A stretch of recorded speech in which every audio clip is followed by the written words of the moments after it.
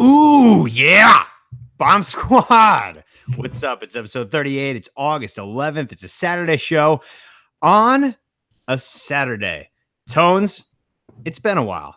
How you been? I've been good, man. I've been good. Good. There's actually something I wanted to bring up. I've seen the light. Oh, the sun? The sunlight? Yeah, I guess kind of. Not really. It's actually pouring here today. But I didn't mention this to you because I wanted to get like your response on air. But I started using something called the Squatty Potty. Oh, the Squatty Potty, where you have your like knees up to your boobies. Yeah, and it's honestly the greatest thing ever. I gotta get that. Yeah, I'm constipated all the time. I heard that fixes it. I mean, it doesn't help so much with like the constipation. Like if you don't have to go and you sit down, it's not going to make you automatically go. It just kind of opens everything up so that when you are going, it just all just kind of falls out. When did you get the Squatty Potty? About a week or two ago. Man, and your dumps have been like supreme? Yeah, well, I mean, it's better. It's still not perfect. I mean, like, I take like hour-long shits. Yeah. Well, I mean, I do too. Just even if I'm not going, I like to sit.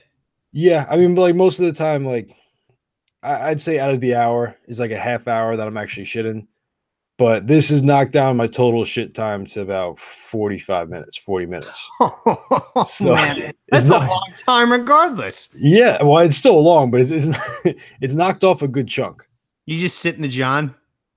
Yeah. I get home from work. It's like, listen, I shit once a day, right? Yeah. When I get home from work. So like I've been standing all day and I finally get a chance to just sit down and look at my phone and do nothing. So I'm just like there.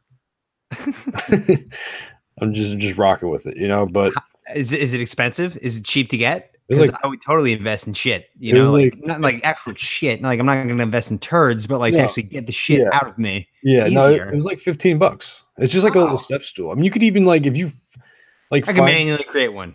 Yeah, if you just like, I just couldn't. I was too lazy to like look around my house for something that I could put my feet on. But yeah, you could easily just like stack up some books.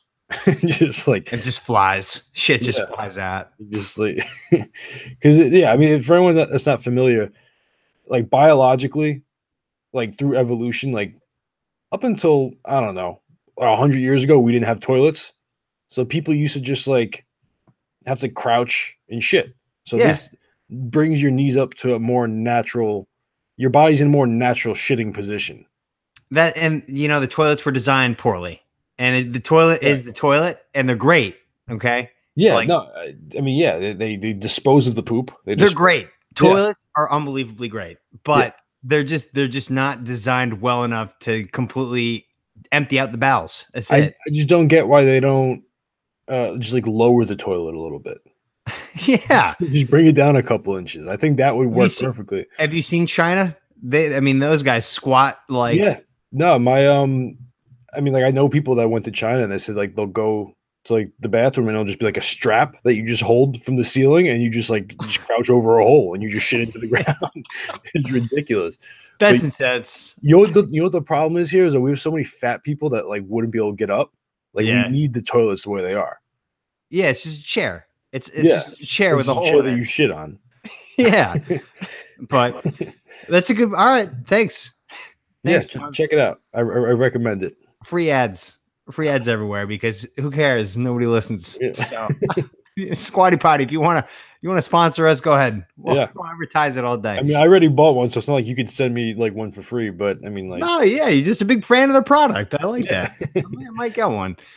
So anyway, so it's a Saturday show, ladies and gentlemen, which means that we have our world famous segments and a classic 4-pack of questions. So Tones, shall we? We shall. All right, Taylor Hicks, hit it. All right. So we have a horse race. All right. So I have race 10 at Laurel. Okay. The 10 horse. He's just got a show. And I just realized that I kind of fucked it up, but it's fine. I still bet on him. I bet him $1 to show. I meant to bet 10, but he's still my guy. So fuck it. Here we go. What are the odds? I think he's got like winnable odds, we'll see. Because I was so pissed that I just found out that I bet only $1 that I just X'd out of the app. So we will find out right now. I don't even know his name. All right, here we go. They're off. All right. Squeeze back a bit. There was Moonshine. We're in last. Dead last. Couldn't. Thankfully, there's right. Sweet Turn, and Sweet Turn immediately clears the opening 60 from Lovely Sunset. Annie Boo Boo on the outside, and Pink Cashmere is up close there in between horses in fourth of the turn run. Pointed Lee racing in fifth, now over to the two path as they round that turn. Liberal riding the inside, and Sarah's Treasure is next, and Lulu's on the move. Lulu's on the move is my guy. My gal. Last is Moon Champ. And last down, some 17 on Lulu is on the move, too. 33, solid opening fraction out there for Sweet Turn. Come on, Lou. Sweet Turn rolls right along. With she's like, I think she was like 9-1. And it's Annie Boo Boo in Okay, third. that's not like bad. What a few bucks. I keep thinking this guy saying Sweet Turn. Lulu's on the move to the outside. Another 3 or 4 lengths back. Sarah's Treasure's drifted off that rail, allowing probably to come on through. And Patrice is next. Come on, don't ease off the gas at this point. 46.97 was the half mile.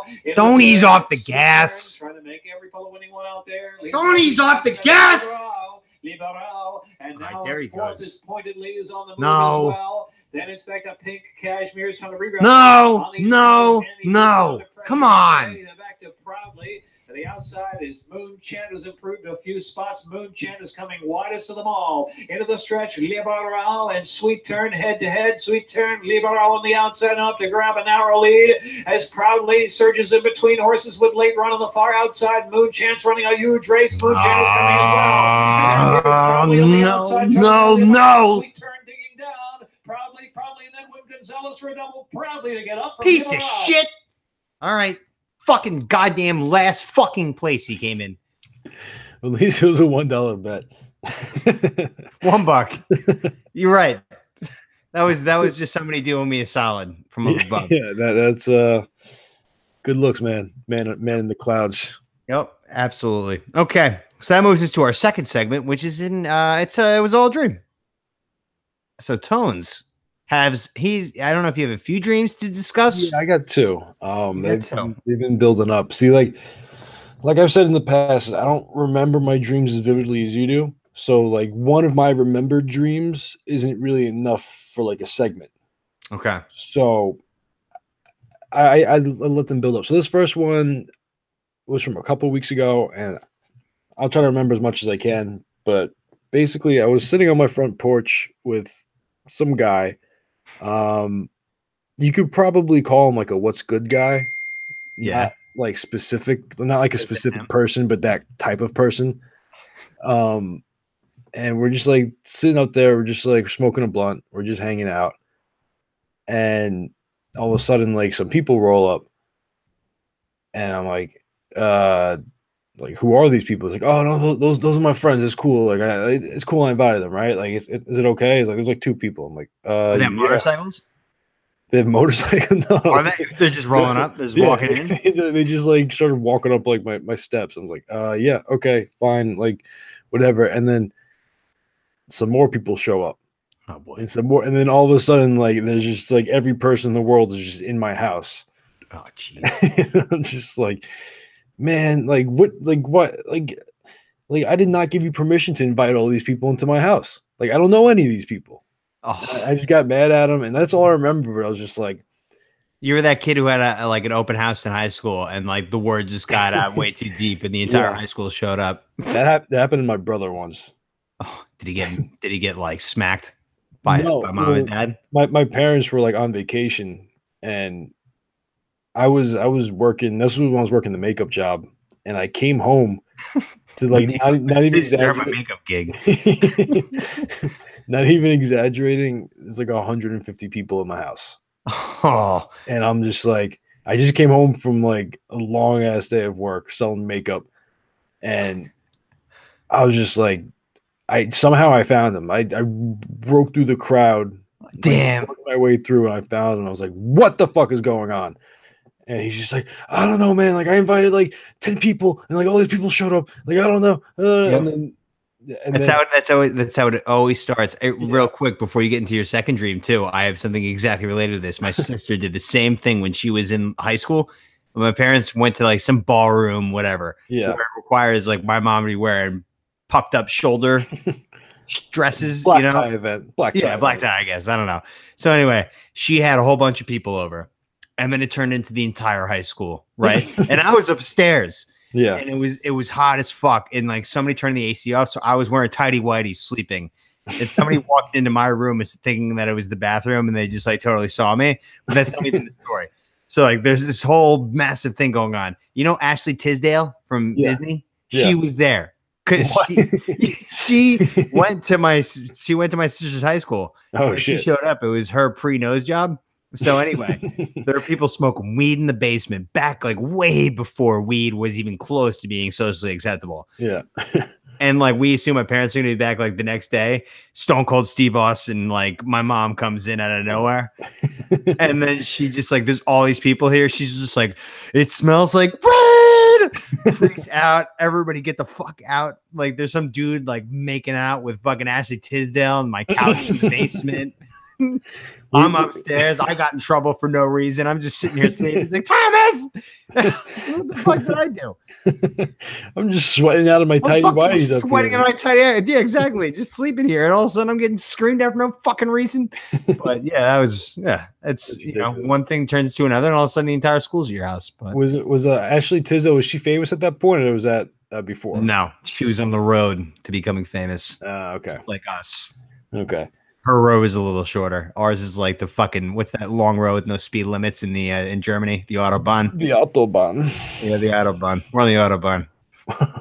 No, I mean we're going like 70.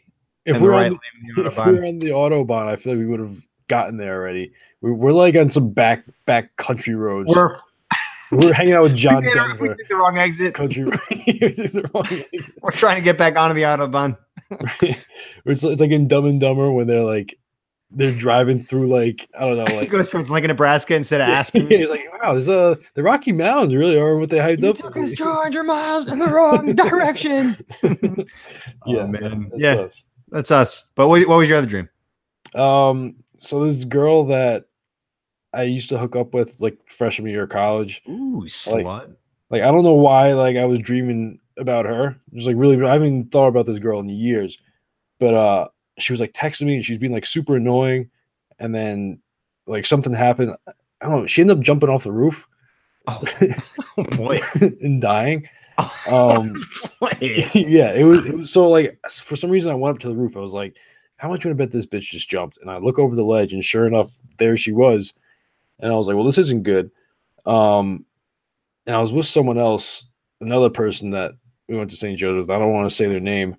Them being associated with this. Did you try talking her down? Well, I didn't even have a chance. By the time I got up there, she already jumped. Like she was texting me and like she didn't say anything about jumping, and I was just like, whatever. She was just being like annoying, and then like all of a sudden she jumped, and then so like me and the kid were just like, I don't know why, but we're like we have to go to her room and like and get rid of any fingerprints or any evidence that we had ever been in there. Even, like, we didn't do anything, but it was just like so we're just going through, just like wiping everything down, and then we didn't call 911, and then like people found out like about an hour or so later, and it was just like, oh, that's too bad. I hate to see that. That's dark. It was like a bizarre, I don't know, just bizarre dream. I don't know. Well, I had a bizarre dream too, and it wasn't a dream. Oh no. That's right. It was a nightmare. And I barely remember it. There was so much more that I remember like a few days ago because I was in a hotel for the last couple of days. That's when I have all my shit. Yeah. The only thing I remember, okay, there was this random kid that you and I were with, and there were a few other kids. We were just sitting there having a good time. And all of a sudden, this kid just started freaking out and he had to like throw up. And when he went to go throw up, his belly button just fucking corked out. Like if you're popping a bottle of champagne, his belly button just fucking went out. And then all of a sudden, instead of bleeding everywhere, he just had a hole in his stomach where you could just see inside of him. So it was like molten lava looking, but like it wasn't bleeding out. It was just like in place. Like it was a hole in his stomach where you could just see like he was like looking inside of him through some glass, like a peephole. Yeah, through the glass. And he was just like, ah, ah! And I woke up. I mean, that was it. That is kind of scary.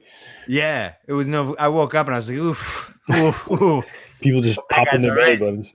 Yeah, belly button went like just corked out. Yeah, exactly. Did it hit anybody in the eye or anything? Nah, it hit the ceiling. Wait, so I was there too? Yeah, you were there. I mean, like once his belly button like went, like I didn't see anymore. Like at that point, I was just like, like phoned in. I'm like, oh I was my out. God. I saw the belly button start flying. I was like, get the Darn fuck out of here. Darn it, you were out. Yeah. Left your ass. But that wasn't fun. Yeah. All right. So that brings us to our third segment, which is a new segment. All right. So it is a Who Are You? So Tones submitted his DNA into Ancestry.com, and the results are in, folks. We have results on what Tones is in his blood. Yeah. So this was interesting. I mean, if you couldn't tell, I'm Italian. Yeah, you're a big fat Identify. guinea. Yeah, I guess we could say that, Tom. You Mick. Okay. Sorry. Uncalled. That's, you know what? Over the line. Ah, fuck. That, you caught me on the wrong day. You know what? Fine. Fuck off. That's 6. I'm 1 away. Shit. That was uncalled for. So, all right. Well, so don't reveal any of the results because I'm going to reveal the results. But what was your thought process like submitting everything and what you were expecting back? What did you think you were going to get back? Well, I mean, the reason why I did it was on Amazon Prime Day and it was like 50% off. And I was always just like, find out who you are on Amazon Prime. Yeah, it was just well, it wasn't like Amazon's thing. It was Ancestry.com on Amazon. But yeah, I was always just like curious because I've heard stories of people doing it and finding out like, oh, I'm actually from Africa, or like, just like weird shit like that. So I was just, I don't know, I was kind of curious. So I just, I was like 50% off whatever. I bought it and then I submitted it. And I mean, yeah, I knew obviously it was going to come back with some kind of Italian, but I just wasn't sure like from where exactly because I knew I was from Southern Italy. I just didn't know exactly like where. Mm-hmm. I was just curious, like to know my roots. But I mean, to go over some of the results, I'm gonna go over the results right now. Oh, you got them. Okay, I have them right in front of me. Okay. Why don't you put on some Who Wants to Be a Millionaire music while I read these? Okay. So 60% of your ancestry, is Southern European, which is Southern Italy, Lazio, and Campania and Molise. Yeah. What are your thoughts on that? Pretty much as expected. Yeah, for the most part. I mean, it was actually I was doing a little bit of research, and apparently there's a lot of strife between Northern Italy and Southern Italy. Because Italy used to be a bunch of like kind of city states sort of deal, and then around like 1800s, 18 whatever, they unified into the country of Italy. And when that happened, for whatever reason, all the people in the north were the ones that held all the wealth. And the people in the South were kind of looked at as like rednecks, peasants, kind of like that seems to be a global trend. Yeah, everyone needs to look down on somebody. There's always gonna be someone you gotta spit at. So I just think that's kind of interesting because I consider myself an everyman's man. I don't put my nose up at anybody. I don't, I don't think of myself as a snob, sort of say. But so that was interesting because that kind of makes sense for me. Yeah. I have a lot of empathy. I sympathize with people that maybe don't have as much as me. I don't know. Yeah. Yeah. So you're mainly Campania. You're a Campanian. Yeah, I don't even know where that is. Well, that's where you're from. I've heard of Lazio because they have a soccer team. I've played some FIFA. I've seen their team in there, but Lazio. You're a little bit of Lazio. I'm a lot of it Lazio. A lot of it. And then we move down to the next sector, which is 17%, which is this is the burger of your ancestry. Okay. Middle East. Yeah. You praise Allah. Are you low-key like No, terrorists. I've never had terroristic thoughts. I've never praised Allah. Because like after I seriously. see this, like you kind of like if you were a terrorist, wouldn't be surprised. Well, No the offense. beard doesn't help. Exactly. Yeah, you know, you kind of look like somebody wants to like crash planes. Yeah, I don't. I mean, I don't know what else to say to that. You know, you can't be held responsible for your ancestors or the things they've done, your relatives, I guess. I'm my own man, okay? Gotcha. I don't know. Like, what do you want me to say about this? Like, apparently, What do you like more, football or terrorism? it's a tough one, Tom. I'm gonna have to go with football. You know. Okay. Um, Good answer. It's the right answer. But like you're officially Middle Eastern, like a lot, like 17% of you is Middle Eastern moving forward. Yeah. Now I don't know. Now the next one. Do you know where that is? No, I was hoping that you would. Okay, It's called Caucasus. Caucasus. Caucasus. Yeah, Caucasus. Caucasus. Caucasus. There's actually a line in the Wu-Tang song where he mentions the Caucasus Mountains. Oh, is that you? Yeah. Well, so here, let me tell you where that is. They give you like a region, like they give you a couple countries that are like in that region. So I'm gonna read them off: Armenia, Azerbaijan, Georgia, Iran, Iraq, Syria, Turkey. So that's even more. That's you're like a Russian towelhead. So I'm like 30% Middle Eastern, basically. Oh boy. So this is, yeah. I didn't see this coming. I was very surprised that. Sounds like one of your ancestors had an affair with a terrorist. Are we being offensive? I'm definitely being. I'm definitely being offensive. I apologize. None of this is meant seriously. Yeah. I mean, I know you're not serious, and I was thinking about giving you an over the line over some of the terroristic questions you were asking, but they're the ones who bombed us. It's not my fault. Yeah, I mean, we could go into that and what we've done to them, but I'm not gonna have that. I'm not gonna let you slander my people, okay? All right, that's true. But then the rest of the results, real quick, the low confidence regions. So they're just like we cannot tell you with certainty that like these are your genetics. Yeah, maybe like a third or fourth cousin way down the line, maybe from the area, sort of deal. Yes, a great aunt might have been from the Iberian Peninsula, which is 5%. Yeah, that's like Spain, Portugal, that whole like little nipple sticking out on Europe. Yeah, that was like your way from like you were terrorist, and then you got out of there and made your way to Italy, and then you're sick of Italy and you made your way to the Iberian Peninsula. You know what's interesting is the Muslims way back when kind of came around up into Spain to like spread their word. So maybe that's all kind of interrelated. Yeah, you guys drank the Kool-Aid. It's a shame. And then, I mean, European Jewish 2% chance. So I'm Muslim and Jewish. You should wear a yarmulke for the podcast. I've worn a yarmulke before. You ever been to like a bar mitzvah? Yeah, I always pick whenever I pick the yarmulke. Like before you go in, I always pick like the most ridiculous looking one, like like a frisbee one. It was so big, like a big old rainbow, where it looks like you're what's his name, Spanky and Little Rascals. a little like a little pinwheel on top. Yeah.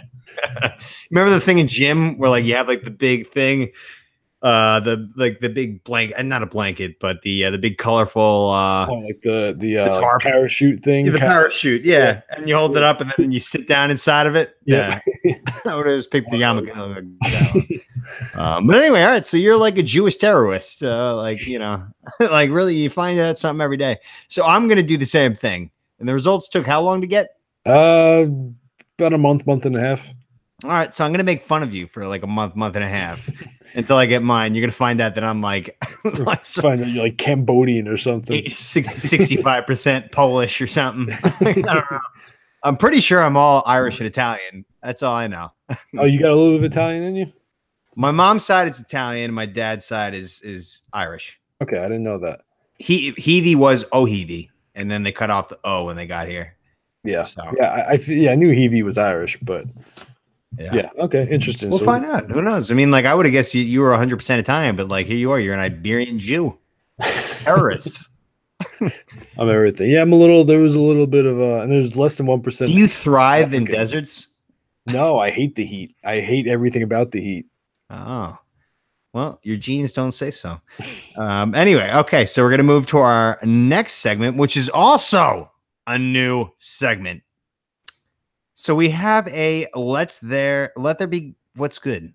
Let there be what's good, which is a combination of let there be rock and what's good. So we're both gonna break down the same song. So this song that we're breaking down now is Cotton Eye Joe by Rednecks with an X. So Tones, where did he come from and where did he go? That's the golden question, right? $1 million question. $1 million question. We don't know. That's what we're going to try. What to is figure your out. theory on Cotton Eye Joe? Where did he come from? Where did he go? First off, I just want to say, like, does this man really have a cotton eye? Like, is that? I don't know. Because that, like, how would that work? I mean, the eye socket is a damp orifice, right? If you pull the eyeball out of the socket and it's bleeding everywhere, I think the best thing to put in there would be a cotton ball to absorb all the bleeding. That's a good point. I wasn't thinking about it. I was thinking of, like, after the fact, after you lose the eye, some people have, like, a glass eye. Like, if this guy just, like, took a ball of cotton and was like, let me just plug that up. Yeah, that's probably the best way to stop it. Ugh. But yeah, you have to, like, change it. It'll get gross. Like, there's definitely better ways to, like, walk around with an eye, without an eye. Obviously, the medicine was not up to date when Cotton Eye Joe came and went. I mean, listen, pirates used to wear eye patches. Like, that's better than that doesn't fix shit. Well, yeah, but it's better than plugging cotton in there. At least, like, they probably did. You can't just put a patch over there and just assume everything's gonna stop bleeding all over the place and you're dying. You got to plug it with something. I mean, but like, I'm not talking about like right after the eye gets ripped out. I'm talking about like, you know, a couple months down the line where you're like, I can't just walk around with this big hole in my head. It's like shit flies in there. There's bugs. Like, you know, there's like, if it rains, it just like puddles up in there. Like, I don't know. There's all kinds of shit going on. You gotta make sure nothing gets in or out. All right, that's true. But where did he come from? Yeah. And where did he go? Apparently he was stealing all the women too. Which I never really no, that's in one of the lines. He's the whole course, if I hadn't been for Cotton Eye Joe, I would have been married a long time ago. Where'd you come from? Where'd you go? Where'd you come from? Cotton Eye Joe. He came to town like a midwinter storm. He rode through the fields so handsome and strong. His eyes was his tools and his smile was his gun. But all he had come for was having some fun. All right. Yeah, I don't know. He just like kind of came into town and just stole all the women. And I think there's another line later on saying that basically the women were just like so ashamed of what they had done that they just all left town. Okay. I have this song figured out. I have it all figured out. This song is about gayness. It's gay. Cotton Eye Joe was a gay man, and whoever's singing it, he would have got married if it hadn't been for Cotton Eye Joe. Read the lyrics back again. Read everything back and assume that Cotton Eye Joe is a gay guy and the protagonist had a gay love affair with him. Yeah, and even here, check this out. He brought disaster wherever he went. The hearts of the girls was to hell, broken scent. They all ran away so nobody would know, and left only men because of Cotton Eye Joe. So basically, Bang! Cotton Eye Joe just came in, started fucking all the guys, and the girls were just appalled and they're just appalled, and they ran for the hills. They ran for the hills, and now it's just like a big town of a bunch of dudes just fucking each other. And Cotton Joe, if it wasn't for him, he would have been married a long time ago. Yeah, like he was probably engaged, ready to be married, and Cotton Eye Joe just rode it on, swooped in, bang, butt sex. And then you know what does he do after he turns everybody gay and turns into one big butt fucking orgy? He's out of there. He moves on to the next town. Where'd he go? We don't know. Where'd he come from? Where'd he go? Cotton Eye Joe. Gay. Gayer than anything. And I've been dying to tell this to people for years. You knew this? I knew this since we went to the Yankee game, and I just like was in a perfect state where like the sun was hitting me right in the brain. And Cotton Eye Joe came in, and I was just like, wait a minute. If it hadn't been for Cotton Eye Joe, I'd been married a long time ago. Where did you come from? Where did you go? Cotton Eye Joe. I mean, that's like, If Cotton Eye Joe never showed up, he would have been married, but he wouldn't have been happy because he was gay the entire time. It was He was going to getting come married. out somewhere down the line. Yes, exactly. But then Cotton Eye Joe shows up and was So- just like, hey, So he's a better, happier man for it. yes. But then he left. Just like any gay movie, bad ending. Well, listen, Cotton Eye Joe has an agenda that he needs to fulfill. Yeah. You know, he's not here for love. He's here for He's for here he's for the here sex. for love of the people. He wants Yeah. everyone to be enjoying life the way he does. He wants to show them the way. Shout out Peter Yeah. Frampton. Yeah. But does that make the most sense of all time right there? It Would you does agree with that? now. Yeah. After we talked it out, like I really didn't think about it like that. I mean, he's just Cotton Eye Joe. I don't know. Tones' mind is so funny. He's got a hand on his head. And just like, I can't joke this whole time. Like, It's like the ones you least expect. I mean, like when I found out you were gay, I was just like, no, Tom, no way. yeah. Cotton Eye Joe? No way. What? Oh, man. I'm so happy we did that. All right. So, Cotton Eye Joe, I think we can both agree that he's a homo. Big old homo. Big homo. Making the whole town gay. Chasing all the women away. Hold on. How about this? Maybe it's not actually cotton in his eye. Maybe he took Oh. a load to the eye. Yeah, I know you're going with that. That's, you It's know like what? the Why don't you white go find this cotton. out? It's not how loads work, Tones. I Unless don't it's, a, know. unless it's a big old load. I've never gotten one in the eye. Neither have I. Fuck off. Anyway, it's not like fucking Spider-Man shooting webs out of his wrists. Like, you know, I don't know. Shooting loads is like a golf shot. You can't just like you can't just like fill up the eye like you're baking a cake or you're like putting the icing on. It's gonna hit him in the top of the hair and then like hit him in the mouth and then go in the eye. No, It's like getting a piss going. Like getting a piss going, like it never just immediately starts going laser beams into the toilet. Like you start short, right?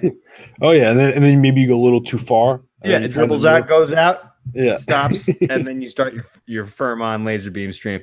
yeah, that's fair. Blessing and a curse of having a dick. It's nice. All right, so that brings us to our fifth segment, which is a Tales of a Career's Past. So hit the music, hit the accordion music, and Tones. What do you got for us today? I assume it's from the Mega Biz. Yeah, this one actually isn't so much like something that happened while I was working, but my first year working for the company, we had an office Christmas party, but we had it in Atlantic City because there's a couple other offices in the area, so we all went to Atlantic City and they had a big not like a convention, but they had like a big banquet dinner sort of deal. You get to meet people, network, whatever. And they were so cheap. They didn't we all pay for our own rooms and everything. It's just like ridiculous. But That's just how a pyramid scheme works. yeah, basically. But late night, there was a couple of my friends.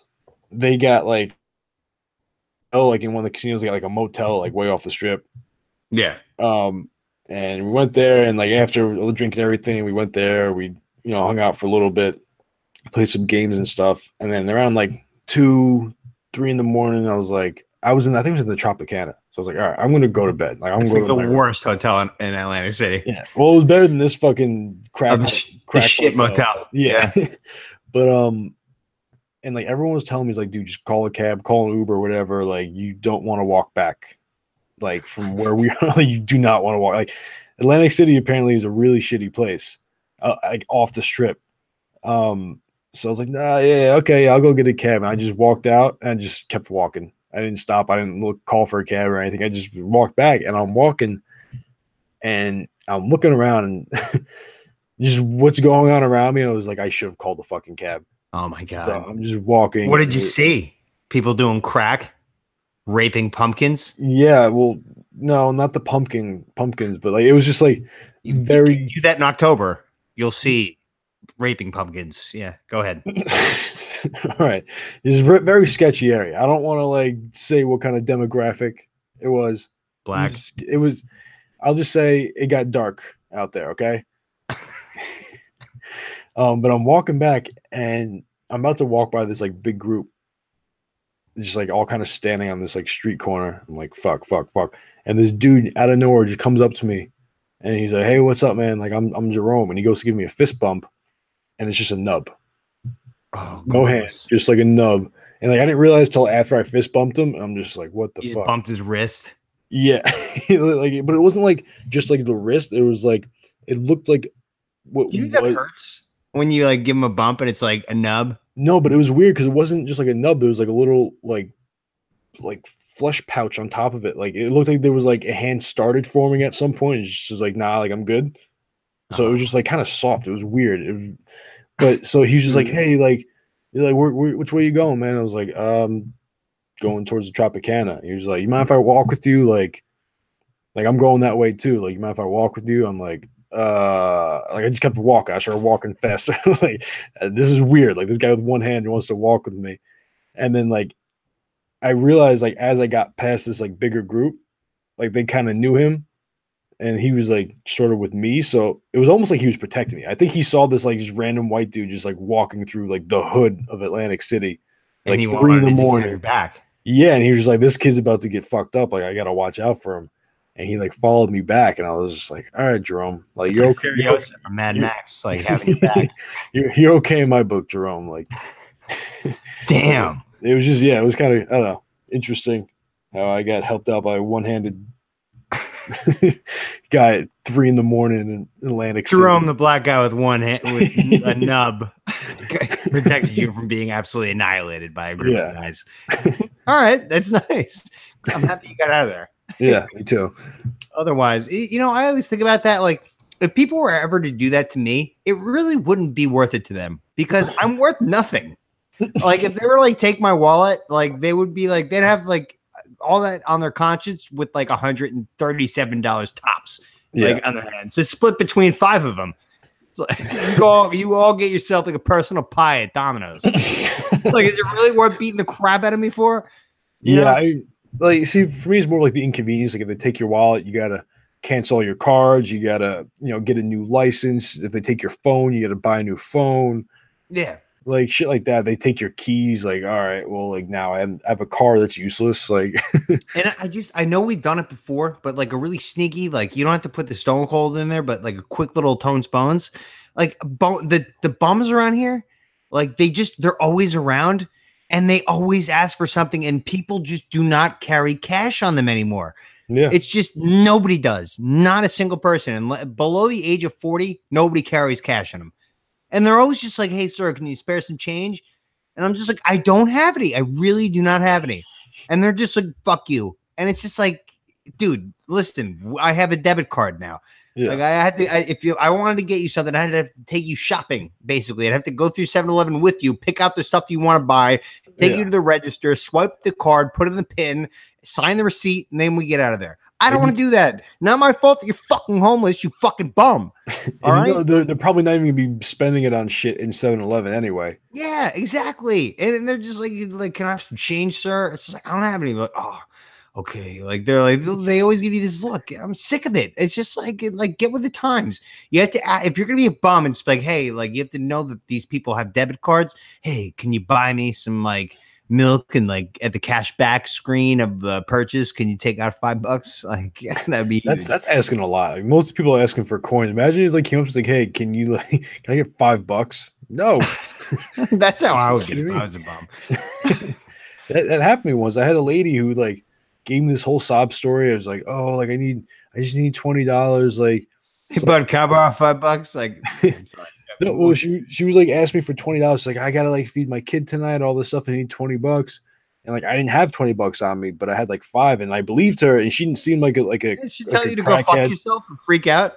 Yeah, well, she didn't freak out, but I gave her the $5 and she was just like, that's it. Like I need 20. I'm like, well then give me the $5 back. Like, are you kidding me? Like I gave you're a quarter of the way closer to that $20 than you were 10 minutes ago. You have to understand, as a homeless person, there's a law of averages. You're not going to get all the money you need from one fucking person. You got to ask and ask and ask, and you build up. And the next thing you know, you got your money. You're not going to get. You don't walk up and be like, "Hey, can I get like enough money to buy a bag of crack?" Like, no, you accumulate. You accumulate to buy that bag of crack. Okay, Yeah. Crack is on your own dime. All right, Yeah. I'll buy you some ranch dip. I'll buy you some chips, but I'm not going to give you cash to buy crack. Okay, Or crack. I'm not going to give you crack either. I'm not gonna, I don't have crack. I don't even know what it looks like, to be honest. It looks like a little rock, a little white rock. All right, I see plenty of rocks. I don't know crack from my geology. Okay. All right. So my tale of a career is past. All right. So get this. So caddying back in the day. See, you know what a shotgun is in golf? No. So it's if you have a big tournament, everybody starts. You have 18 groups or more, and everybody starts on a different hole, and everybody plays 18. Yeah. No, I've heard that. So I show up on Women's Day, which is Tuesday.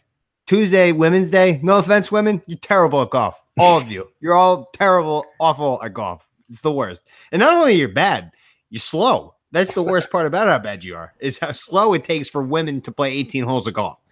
So I get there, I'm hungover, I really don't want to caddy. So always when you show up to these things, you go down to the caddy shack, and there's your name next to the group, right? My name wasn't on any of them, okay? But there are a few groups without any caddies next to them. So I knew damn well that one of those groups belonged to me, but my name wasn't there. And I did not want to caddy at all. And it was an 8 a.m. shotgun. So it was like 7:45, and I was just like, and unless that my name shows up next to a group, I'm out of here. I'm gone. I am leaving.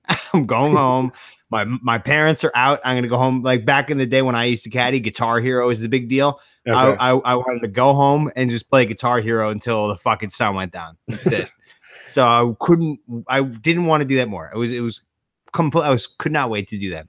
So all of a sudden the carts go out, and when you have the shotgun, the caddies right in the back of the cart, and you go to all your holes, right? So I see all these carts zooming by, and they're all gone. So then I peek my head out of the caddy shack, and I see my car mats. The caddy master isn't there anymore. So then I just start walking towards my car, getting out of there. Like, all right, sweet. This is going to be awesome. I have a whole day in front of me. House is all alone. I'm going to jerk off like 8 times, play Guitar Hero, maybe get some pizza. That's the best. You know, like no one's home. Like, I'm just no one's home for like hours. Like, I'm just gonna go to town on myself. Watch some real weird shit. You know, get real into it. Some lotions out. Exactly. So then I get into my car, and as I start the engine of the car, I see in my mirror, my right mirror, the caddy master look at his sheet, look up at my car. He's about like 200 yards away, 100 yards away. Yeah. Look down again, look up, and then start sprinting towards a cart. And I'm like, fuck. Like, he knows that I'm getting out of here. So I do everything I can to nonchalant get out of there like I didn't see him. Yeah. So I slowly back out of my parking spot. And deal, like the place that I caddied at, it's about 150 to 200 yard road straight through. Like the right of me is the driving range, and the left of me is the first hole. So it's like it's a one hole length. So it's actually like 300 yards. Okay. So I back out of my parking spot, and I start heading towards that road. And as I start heading towards it, he's gunning it on a golf cart towards me. So as I turn onto the street, the little road to get out of there, the 300 yard stretch, he's about like 30 yards behind me on a golf cart, waving me down. Tom, screaming, and I don't look in my mirrors or anything, and it comes to like a stop sign at the end of it to like you have like traffic coming like big time left and right, and I just like literally like went right, I blew through the stop sign, just pulled a 50-50. Like if I get T-boned right now, God meant for that to happen. Like I just need him to know that like I don't see him, so I just went and blew through it. And then he turned the car around, went back, called me on my phone 3 times, left 2 more voicemails saying that he has the loop, and I never answered. So what did he do? I came back the next time. He's like, Tom, what happened the other day? I was like, what do you mean? I didn't have a loop. I came here. My name wasn't on the sheet, and I got out of here. And he's just like, I was waving you down. I chased you down in a golf cart, and you wouldn't stop. I was like, oh, I didn't see you. Does that happen like often, or you show up and you just don't have like a group? Sometimes, yeah, it happens all the time. Yeah, okay. But for women, like you really just don't want to have a loop for a shotgun because it's going to be 5.5 hours to 6 hours, and most of the time they're going to stiff you because they don't know like how to tip people. They're just like old women who have just been like riding on the coattails of their husbands. I mean, like, no, like it's not like all women. It's just like golf club women, Yeah, old ladies I who are would say, 70 like, who are at golf clubs who play on country club Tuesdays. women. Country club women. Yeah.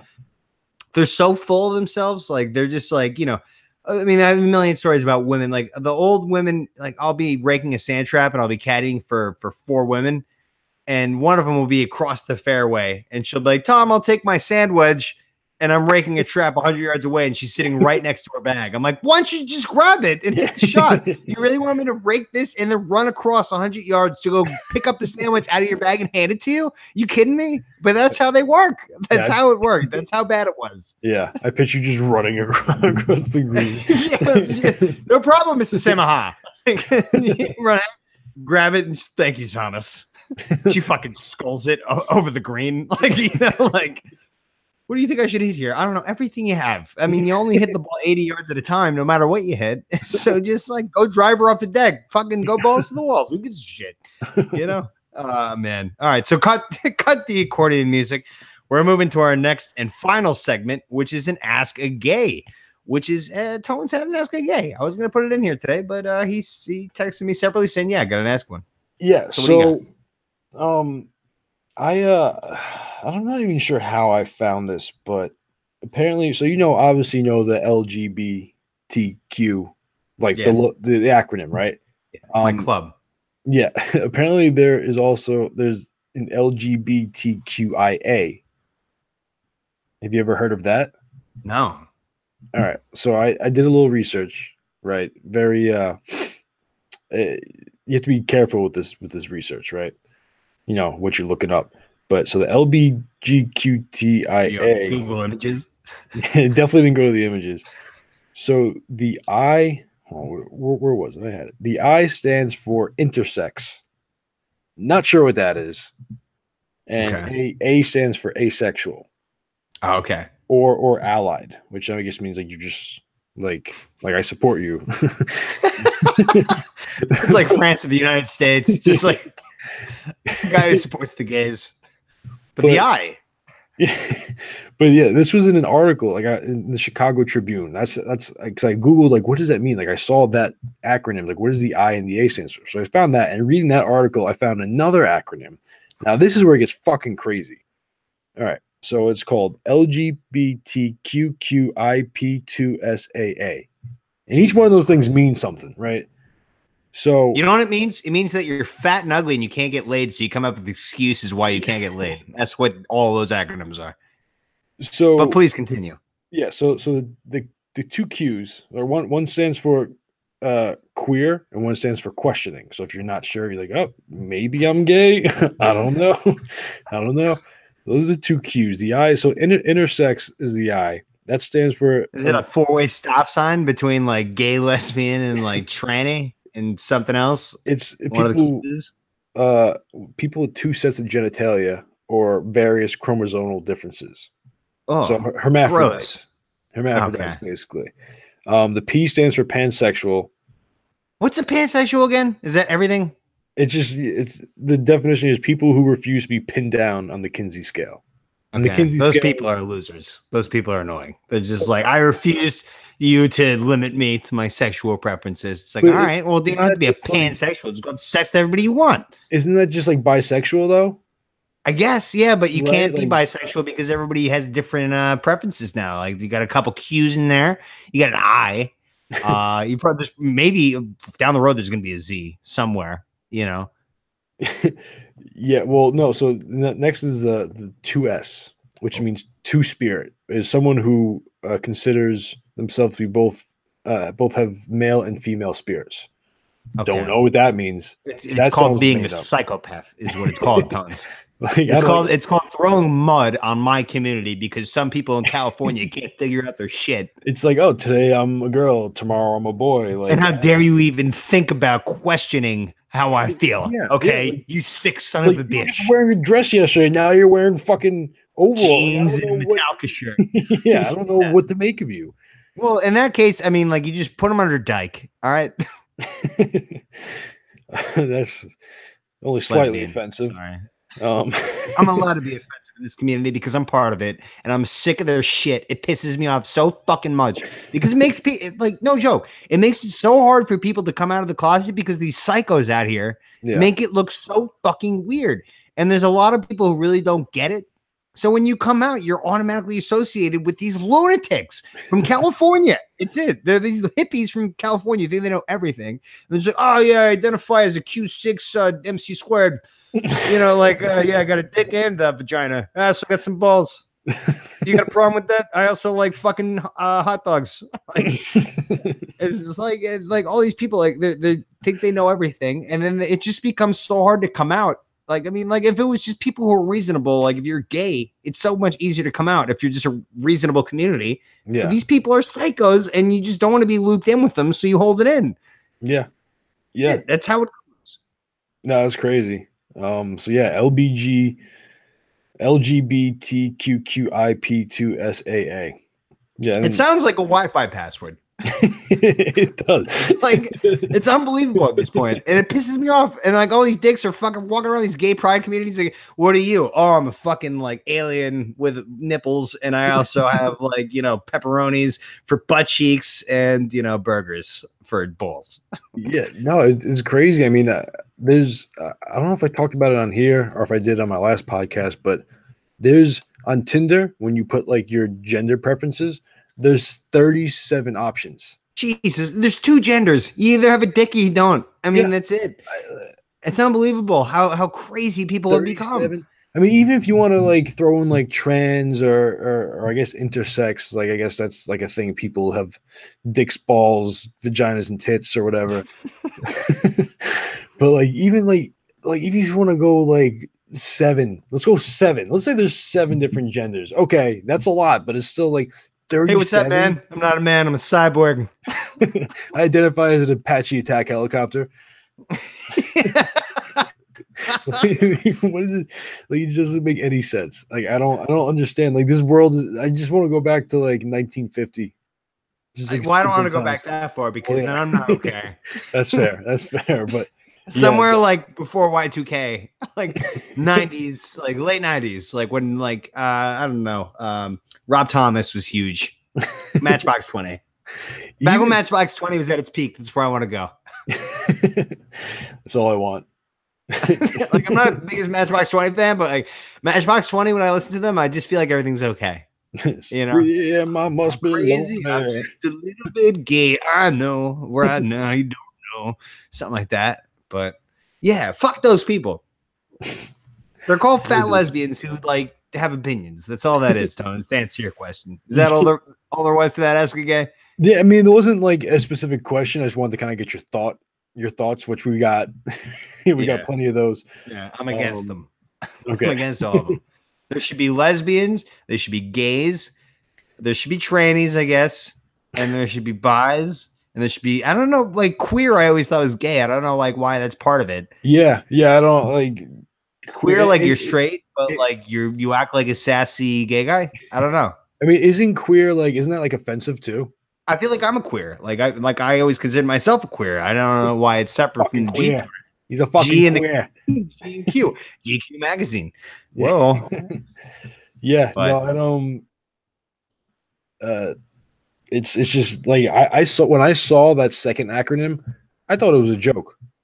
Yeah, like I was like, that can't be real. It looks like something from an Onion article. Like, no, it's these. They just, you know what? If you're one of these people, you're probably a short 5'4" fat lesbian who's upset because you can't afford a motorcycle. That's it. So save up your money, get a motorcycle, and shut the fuck up, and just be what you want to be. Jesus Christ, not that hard. All right, you androgynous fuck. You can call me whatever you want. Call me faggot like at all times. Like I don't care. Like I don't understand why people get so offended by words. It's not sticks and stones, Tones. Sticks and stones hurt. They hurt. They do hurt. Were to sit there and throw a stone at me, I'd be like, "What the fuck's your problem?" Call me faggot. I'm gonna be like, "You're a dick." That's it. It's that simple. People are so fucking sensitive these days. You need to grow up. All right, so that's the end of the segments. Let's move. Let's take a quick commercial break, and then we're gonna hit our classic 4-pack of questions. All right. Do I have time for a quick smoke? Yeah, sure. That was we're like off to a hot start. Oh yeah. This is great. All right, I'll be back in like quick second. It'll be a quick one. Okay.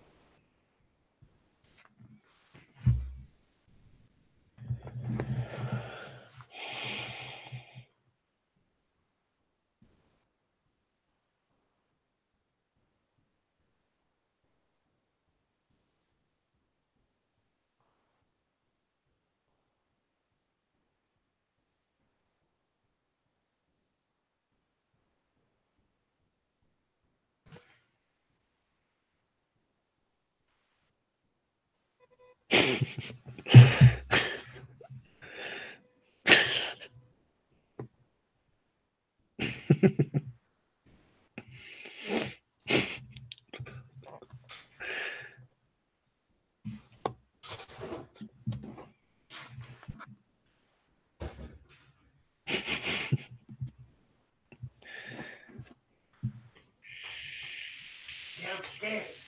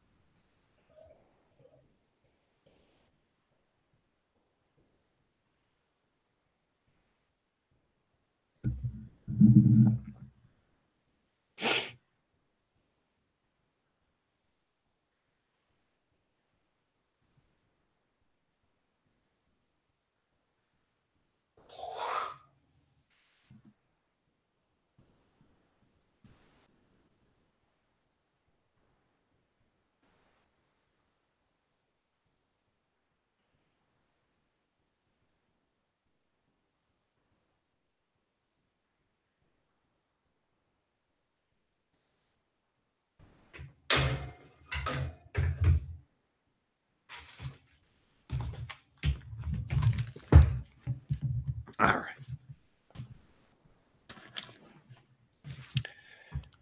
All right. You ready?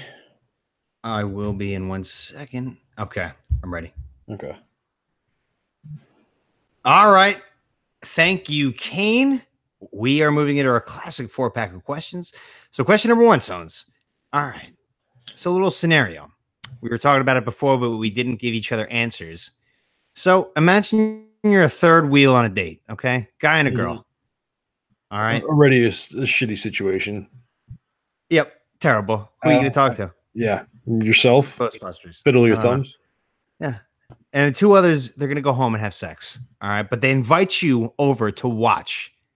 Do you think you'd be able to stand at a corner and jerk off and come? Do you think you'd be able to finish watching 2 people that you're with do the deed and sit in the corner and just furiously beat your meat? Now, you asked me this about an hour and a half, 2 hours ago. Like an hour ago. So I've had some time to think about it.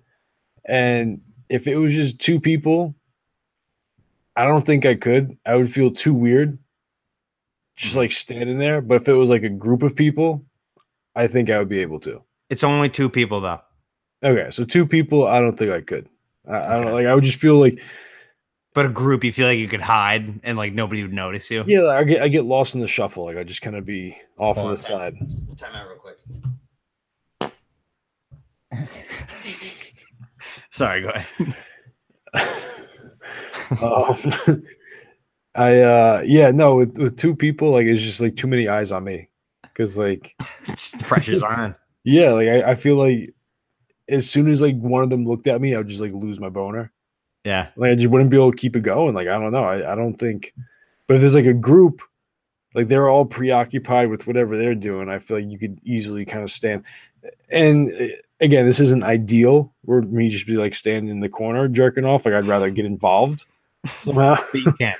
Not a Well, lot. no, I know for the hypothetical I can't, but like, yeah, I don't. For two people, I don't think I could do it. I don't know. What about you? No way. I can No. barely do it one-on-one.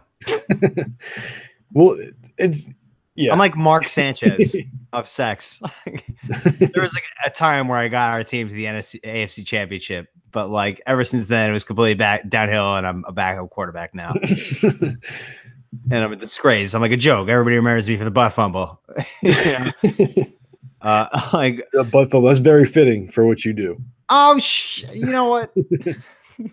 Yeah, it's I don't know. It's just this. It's that would be so shameful. Like, I'd be sitting there if I were to be able to successfully accomplish watching two people having sex. I would have to be crying at the same time. I'd have to be at that low of life to be able to do that. Just like, why can I have that? You know. But yeah, no, like. That's like 2 outs, bottom of the ninth. You have 3 minutes to come. You think you could do it in front of Yankee Stadium? You think I could jerk off in front of you? You have 5 minutes to win the game. You have to jerk off in front of the entire Yankee Stadium. Can you do it? What do I get if I win? I just get a win. The Yankees win. That's it. Like the Yankees like move on to like the ALCS. No, I'm not. Sorry for the complete. No. I'd be hitting like a rubber, like nothing. So I can't do it. Be mashing it at a certain point. No, yeah. No, if it was the Mets, if I was a Mets fan, you asked me if I like do it in the Mets, like go to the World Series or whatever. Like, yeah, then maybe I'd do it. But it's the Yankees. Like, they're going to be there eventually. Like, I don't need to jerk off in front of 45,000 people to get there. It'll happen. What do you think harder? Jerking off in front of 45,000 people or jerking off in front of 3 people? That's actually tougher than you think, right? Yeah, no, I would probably say the 45,000 people because you're definitely getting heckled too, being in New York. You call that a dick? Just getting heckled the entire time. So I could definitely like out of the two, I would have to. Imagine you sitting at home plate in the batter's box, like you jerking off, and everybody's like, "Let's go, Yankees!" Like same old cheers. And you comment, it's just like, or they start playing when they hit the home run, they have like the bombing sirens going. It's like the lights flashing. Bomb, bomb, bomb, bomb. They make you run around the bases without any pants on. You're jogging, you're pulling up your pants, zip it up, and put the belt back on. You finish putting all your stuff back together by the time you're around second. The third base coach, instead of giving me a high five, he just throws out the forearm. He's like, I ain't touching that hand. Oh man, this show is completely off the rails. That's great though. All right. So question number 2 of the classic 4-pack. We have, what is it? Oh my God, I lost my notes. All right, here we go. What were you irrationally afraid of as a child? Now, this probably won't make sense, or maybe it will. I don't know, but I guess it's irrational, so it's not supposed to make sense. In front of an entire. No, I didn't even know what that was when I was younger. But like for whatever reason, whenever I would just look straight up into the sky, I felt like I was just gonna fly it, like just just fly up into space. Like I don't know, I just felt like I was scared to look straight up in the air. How often do you have those dreams ever? Where you just like zoom up towards the sky? No, I've never had a dream. You can't like get back down? No. I have those all the time. Really? Yeah. No, I've never had that. But like, I don't know, it was just bizarre. Like I would be scared to look straight up in the air because like I guess I would lose like sight of the ground beneath me. And I was just like, oh now I'm just flying. I don't know. Like I think it's called vertigo. Maybe. I don't know, but like I don't have it anymore. Like I'll stare in the sky all day now. I don't give a shit.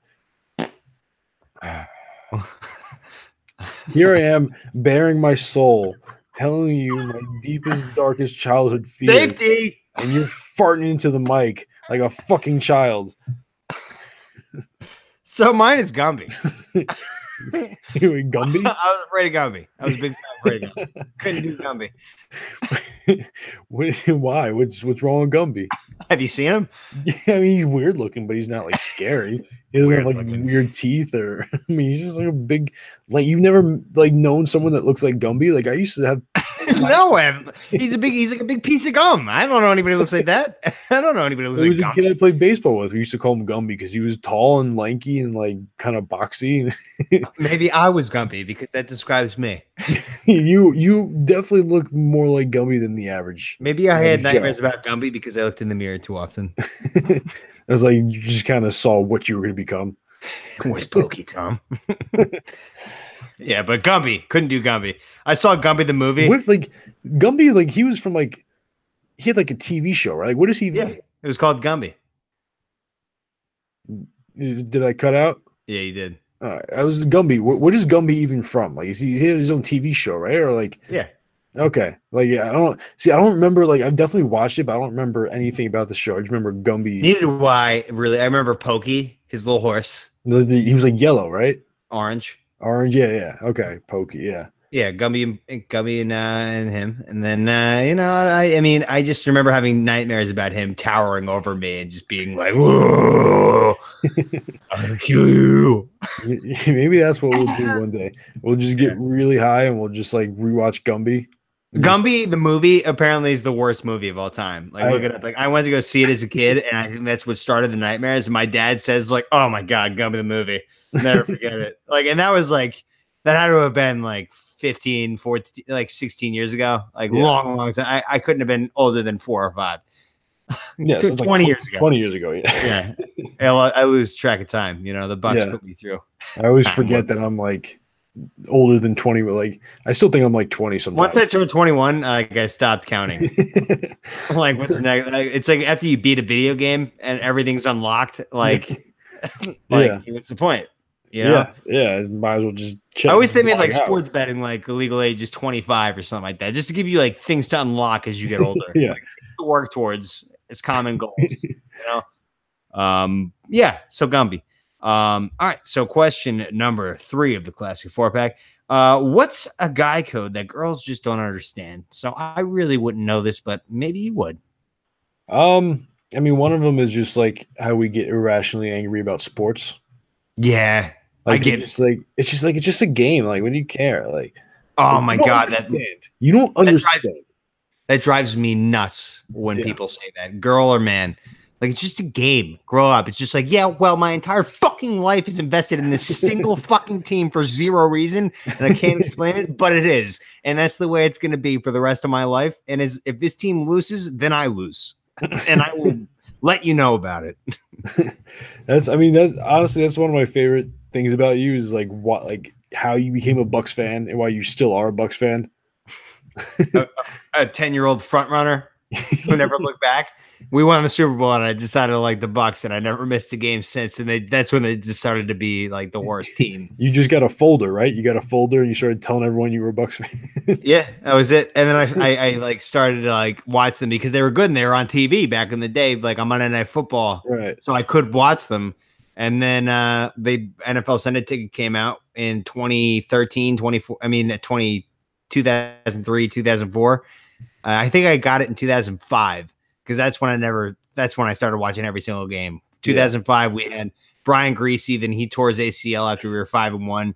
Then we got Chris Sims. We ended up going 11-5, played the Redskins in the playoffs wild card game with Mark Brunell, and lost a goddamn heartbreaker.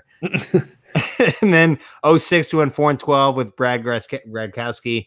2007 we got Jeff Garcia, went 9-7, won the division, lost to the New York Giants in the wild card game. We would end up going to beat the undefeated New England Patriots in the Super Bowl. And that was the last time we ever made the playoffs. 2007, really? January 2007. Well, it's fucking August 2018. That was the last time we were in the playoffs, Toads. I am a drunk mess. like I have not aged well because of these assholes. I should send this like clip to like the Tampa Bay Bucks and it's like, guys, you gotta get your shit together. Please, for the love of God. I only have a few seasons left. Like, please just win now. If you win now, I will get healthier. But like, if you keep losing, if you keep going 3-13, what's the point? You know? You ever think about switching teams? No, never, never, not even like close. Like I like worship them. I absolutely worship it. When you go through since 2007, I mean 2005, you've never missed a game. It's been 14 Yeah. years. You worship them. They're your gods. That's It's a it. very, That's how it very goes. large part of your life. Most of it. Yeah. It's literally most of it. Yeah. But I have doing nothing at all. Mm. Like I don't hang out with women. I don't associate with them. The only time I ever find myself around women is if it's with family. Obviously, I have a sister, my mom, my grandma, whatever. But they don't count. Friends, girlfriends. Like I am like all about like Saturday. Like I had a big night Friday. I just want to sit here and watch the Yankee game at 1 and like just relax, do nothing. And like most girls just cannot do that. They cannot sit down and relax, right? No. Let's go to brunch. You know, it's like let's fucking like order pork rug and cheeses and sit here and take shits and like fucking not do anything. We'll save money. It will be great. Nope, they got to do something, right? Yeah, no, they always got to do something. And I'm with you, man. Like I just don't want to do anything. Like majority of the time, I don't want to do anything. Very rarely is there a time when I'm just like, I want to do this or I want to do that.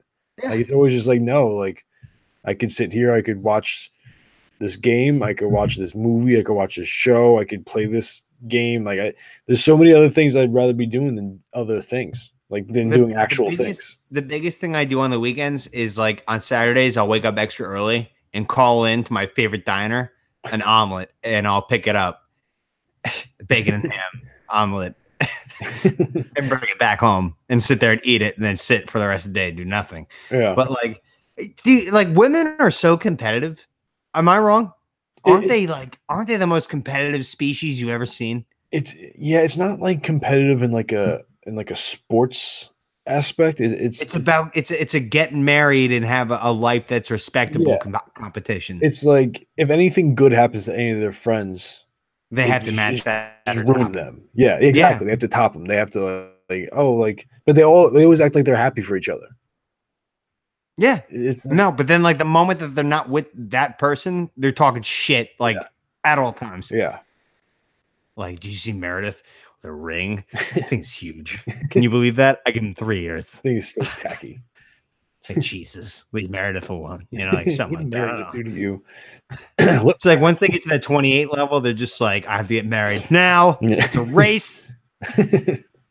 We have to have 3 kids, minimum. Like, let's 3 go. kids, 2 dogs, and a cat. Let's go. Do it now. No questions asked. But I don't have to worry about that. You do. And it's actually bad for both of us, I guess, because gay people are even worse than women, I guess. Like really, really savagely gay people are the same way. Let's adopt like 5 Asians, okay? Like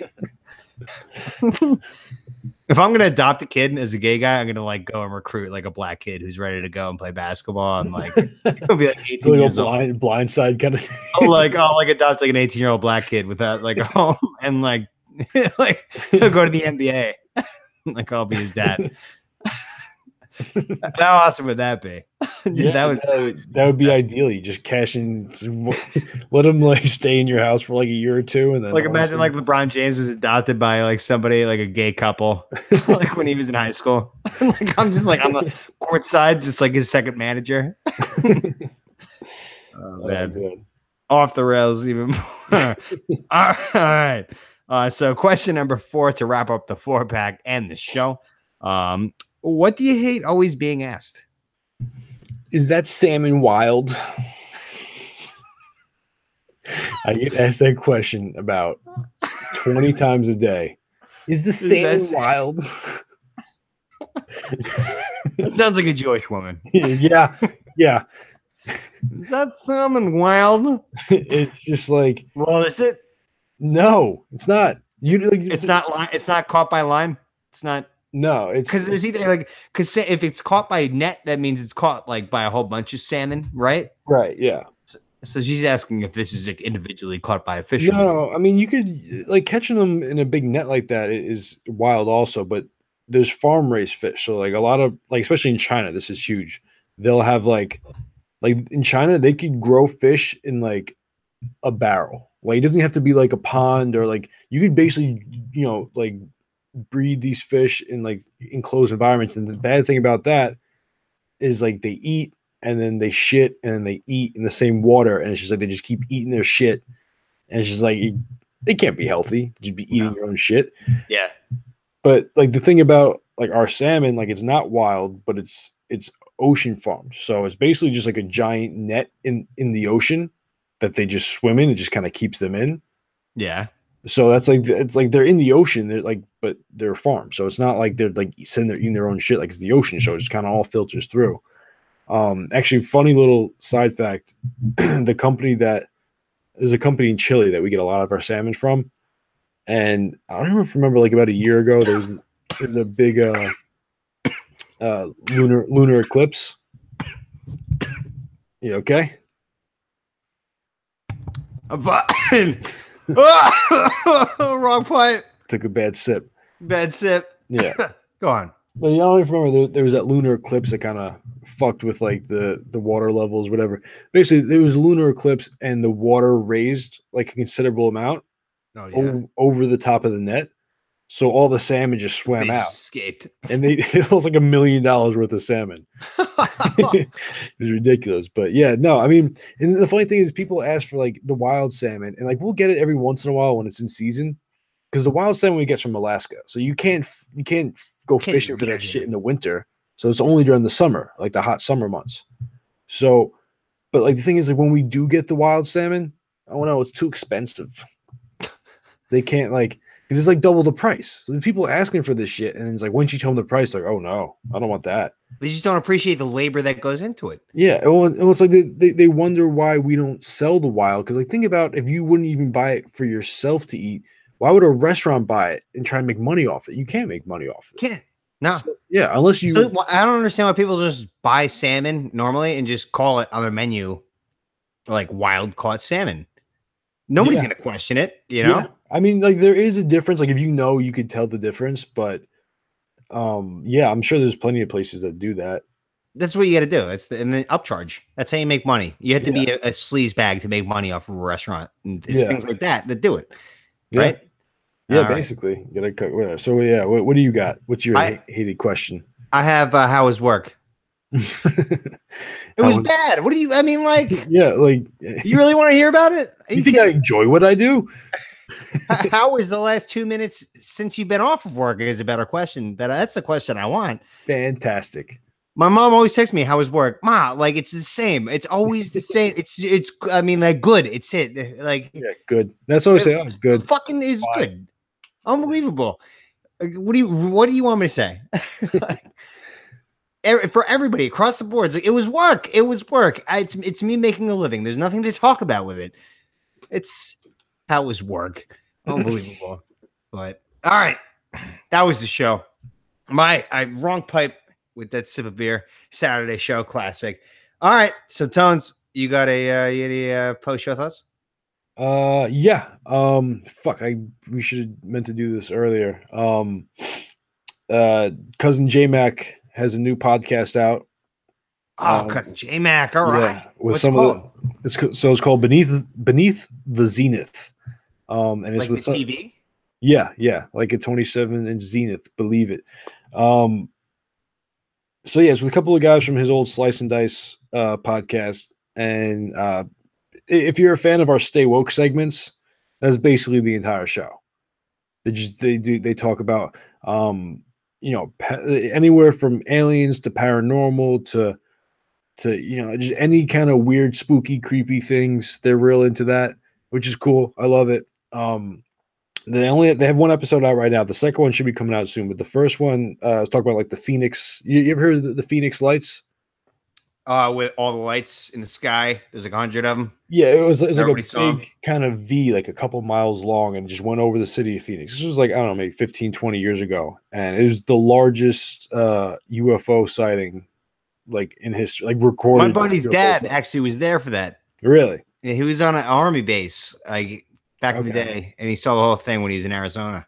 Yeah. I saw it. There were lights everywhere. Like, I mean, like that's crazy. Yeah, no, it's nuts. They just be seeing that. And they said it was like you know, it was so big and it was moving. Like there's no way. I think everybody knows that aliens exist. Yeah. I mean, you just Right. can't like physically prove it, I guess. There's hundreds and thousands of people who are just like, yeah, I sat there and I saw like 10,000 lights in the sky, like going like crazy, and they look like lava things.